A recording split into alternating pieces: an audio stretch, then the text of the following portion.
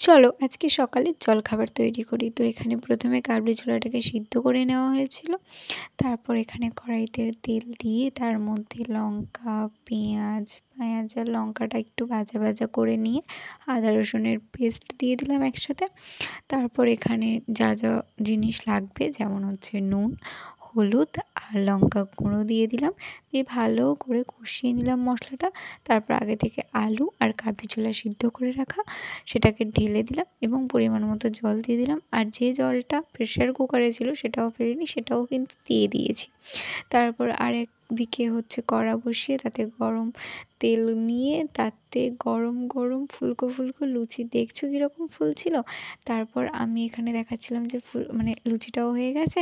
আর তরকারিতে আমি কী করি জানো তো, আগে গরম মশলা দিই, সেটাকে ঘেঁটে নিয়ে নামানোর সময় আরেকবার দিয়ে দিই। আর এই যে আমাদের রেডি সকালে জলখাবার। তো কেমন লাগলো? টাটা।